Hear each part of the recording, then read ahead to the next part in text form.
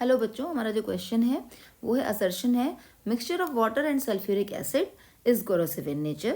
तो mixture of water and sulphuric acid corrosive होता है।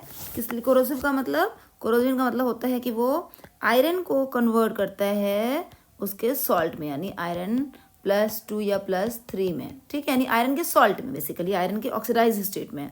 यहाँ पर आयरन का जो ऑक्सीडेशन नंबर है वो 0 है।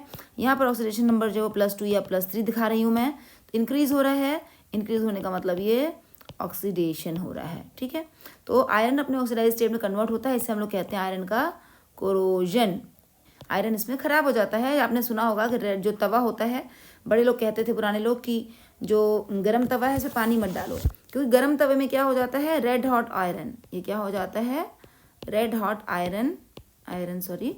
और इस पर जब हम लोग वाटर डालते हैं तो रिएक्शन हो जाती है, क्योंकि वाटर कन्वर्ट होता है स्टीम में तुरंत ही। रेड हॉट होने की वजह से वाटर कन्वर्ट हो जाता है स्टीम में, और तब वाटर की रिएक्शन यानी स्टीम की रिएक्शन आयरन से होती है, और इस समय जो है आयरन का जो है वो ऑक्साइड बन जाता है, जो कि रेड डॉट्स के रूप में आयरन के ऊपर यानी तवे के ऊपर जम जाता है, और इससे तवा हमारा ख़राब हो जाता है। तो इसीलिए पहले के लोग कहते थे कि जो तवा है जब गर्म हो तो उस पर पानी मत डालो। ठीक है, तो पहला तो हमारा असर्शन जो है वो करेक्ट है कि mixture of water and sulphuric acid is corrosive in nature.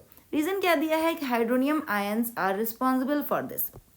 इसके लिए आप ये समझ लीजिए कि जो रेड हॉट आयरन है, या तो रेड हॉट आयरन जो है वो पानी से रिएक्ट करेगा तो फिर ये आयरन के ऑक्साइड में कन्वर्ट हो जाएगा। ठीक है, या फिर अगर आयरन है, अगर गर्म नहीं है तो इसकी रिएक्शन स्टीम से हम कराएंगे, यानी कि पानी बहुत गर्म है जिससे स्टीम बन जाए इतना गर्म, उस केस में आयरन ऑक्साइड बन जाएगा।